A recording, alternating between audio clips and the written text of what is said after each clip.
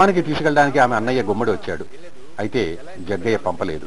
బావేమన్నా ఇప్పుడు ఎందుకు, రేపు 7వ మాసం తర్వాత ఒకసారి ప్రసవానికి తీసుకెళ్ళొచ్చు అంటున్నాడు. వాట్? ఇదొక సర్ప్రైజు. అయితే మాట రవీంద్ర ఉదయించబోతున్నాడు అనమాట. రవి, నువ్వు వెంటనే ఒక బ్రహ్మాండమైన పార్టీ ఏర్పాటు చేయాలి, తప్పదు. ఓ ఎస్, ఈ రాత్రికే మీ ఆవిడని కూడా తీసుకొచ్చేసి అందరం కలిసి సరదాగా భోంచేద్దాం. ఏమదు? ఓకే, నేను వస్తాను. ఉండు, నేను ఆఫీస్ వస్తాను. రా, డ్రాప్ చేస్తాను. వస్తారా? భలే. జగ్గయ్యకి భార్య అంటే ఎంతో ప్రేమ. అయితే ఆమె సోషల్గా ఉండదని అతని ఫిర్యాదు. ముఖ్యంగా హీరో ఇంటికి తోటకి వెళదామని అతను ప్రోద్బలం చేస్తూ ఉంటాడు. సావిత్రికి అది ఇష్టం లేదు. హీరో తీసుకుంటున్న అతి చనువు కూడా ఆమెకి నచ్చదు. నవల సగానికి పైగా ఈ విషయం మీదనే నడుస్తుంది. పాఠకుడికి కూడా కాస్త చికాగ్గానే అనిపిస్తుంది. పాఠకుడికే చికాగ్గా ఉంటే మరి హీరో భార్యకు ఉండదు. సినిమాలో ఇక్కడ ఒక ఘట్టం పెట్టారు. హీరో భార్య జానకి పుట్టినరోజు. సావిత్రిని రమ్మనమంటే రాదు.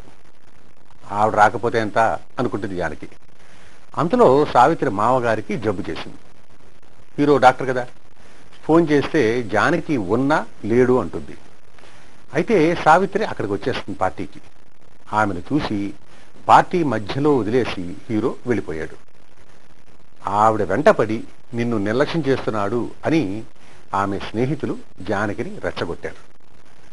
దాంతో ఆమె హీరో తిరిగి రాగానే పోట్లాట వేసుకుంది. సినిమాలో సూర్యకాంతానికి ఒక పాత్ర కల్పించారు. ఆమె జానకి పుట్టింటి నుంచి వచ్చిన వంటలక్క. జానకి దుర్బోధలు చేస్తూ ఉంటుంది. ధర్మిల ఆమె చేత ఆకాశరామన్ ఉత్తరం రాయించింది కూడా ఆమెనే అన్నట్టుగా చూపించారు. నవల్లో అయితే జానకే రాస్తుంది. ఈ విధంగా జానకి పాత్రని మరీ అంత వ్యాంపిష్గా చూపించకుండా జాగ్రత్త పడ్డారు. భార్య ప్రవర్తనతో బాధపడిన హీరో పాడుకునే పాట చాలా హిట్స్. మనసున మనసై బ్రతుకున బ్రతుకై తోడు కరుండిన అదే భాగ్యము, అదే స్వర్గము. మనసున మనసై బ్రతుకున బ్రతుకై తోడు కరుండిన అదే భాగ్యము, అదే స్వర్గము. అరే, ఎప్పుడొచ్చారు? నీకు తపోభంగం కలిగించావా? లేదు, నా తపస్సుకు మెచ్చి ఆది దంపతులు ప్రత్యక్షం అయ్యారు. భర్తను నొప్పించడానికి ఇష్టం లేక సావిత్రి సితార్ వాయించింది. కానీ హీరో అతి చనువు నాకు నచ్చలేదని భర్తకు గట్టిగా చెప్పింది.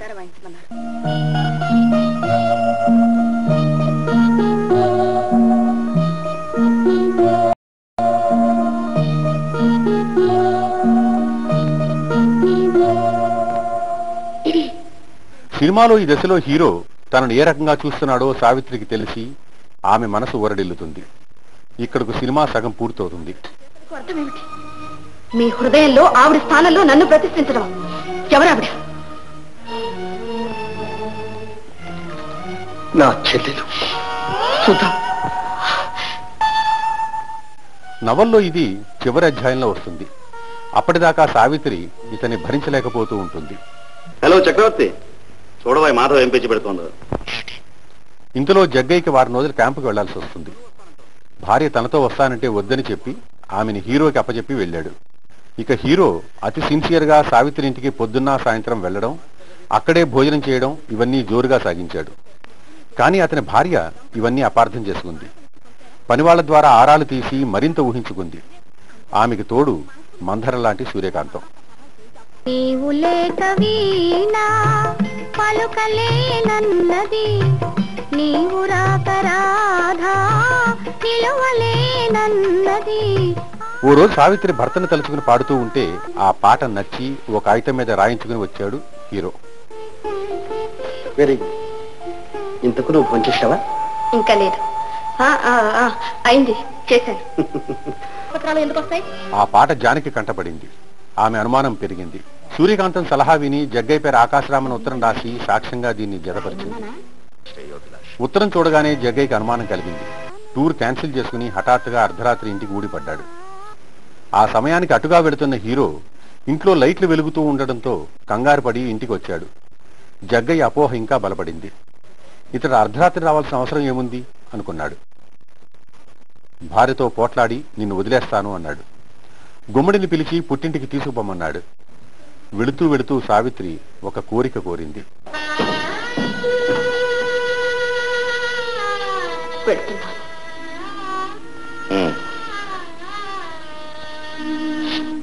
ఆశీర్వదించండి. శోక ప్రసవంతో పాటు ప్రశాంత మరణం కలిగేలా ఆశీర్వదించండి. ఇది అసలు కథ కార్యక్రమంలో ఇప్పుడు ఒక చిన్న విరామం.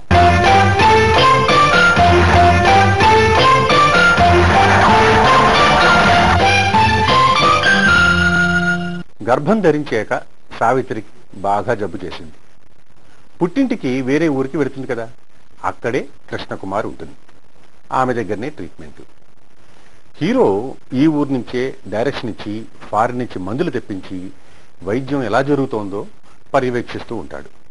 నవల ప్రకారం ఆమె వద్దకు వెళ్ళాక సుధ అనే అమ్మాయి చక్రవర్తి చెల్లెలు అని తెలుస్తుంది సావిత్రికి. అప్పటిదాకా ఆమె అతని ప్రియురాలేమో అని అనుకుంటుంది. సుధ బతికి ఉందో పోయిందో కూడా ఆ లేడీ డాక్టర్ అంటే కృష్ణకుమారికి తెలియదు. సావిత్రి వెళ్ళిపోయాక జగ్గయ్య తాగుబోతవుతాడు. నవల్లో అయితే వంటలక్క కూతుర్ని చేరదీస్తాడు. ఆమె ఒక రోజు నగలు తీసుకుని ప్రియుడితో సహా ఉడాయిస్తుంది. సినిమాలో జగ్గయ్య అంత పతనం చెందినట్టుగా చూపించలేదు. సూర్యకాంతం అతని ఇంటికి వంటకై వచ్చి చేరుతుంది.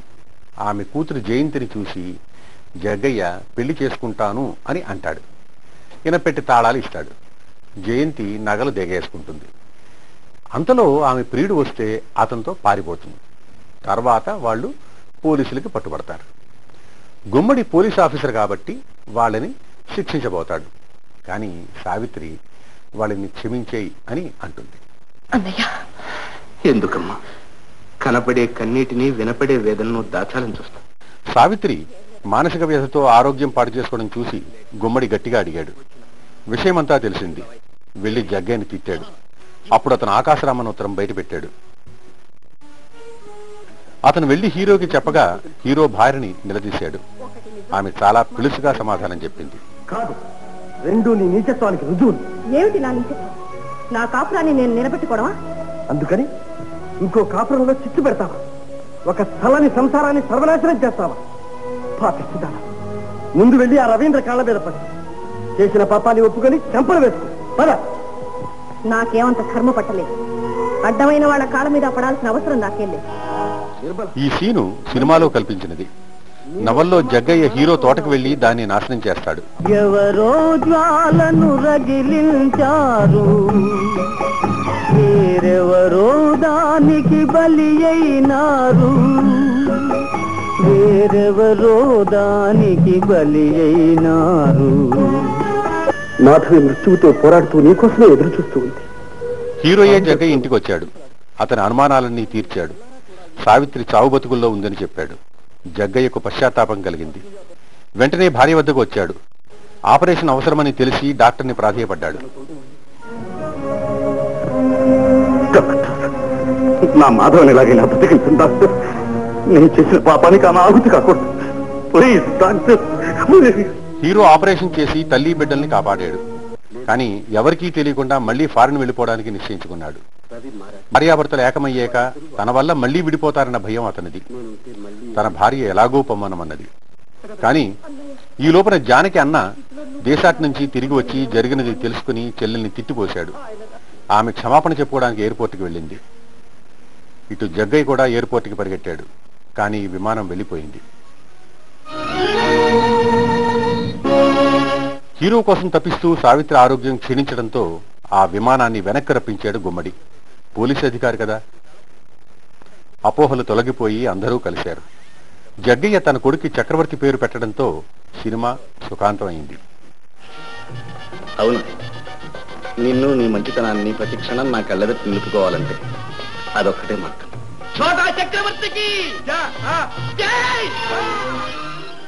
నవల కూడా ఇలాగే ముగిస్తుంది. నవల్లో చక్రవర్తి పాత్ర గురించి పాఠకుడికి ఉండే సందిగ్ధం పాఠకుడిని ఆరాటానికి గురి చేస్తుంది. అతను తండ్రిని భార్యని ఎవరిని అదుపు చేయడు. ఒక నిస్సహాయ విషాదాంత హీరోలా ఉంటాడు. అలాగే సావిత్రి పాత్రలో అనేక సుగుణాలు ఉన్నా ఆమె తన మీద పడిన అపవాదు ఫైట్ చేయకుండా పరిస్థితులకి తల ఒగ్గడం చాలా వింతగా తోస్తుంది. నీవు లేకవేనా పలుకలేనన్నది, నీవు రాక రాధా నిలువలేనన్నది.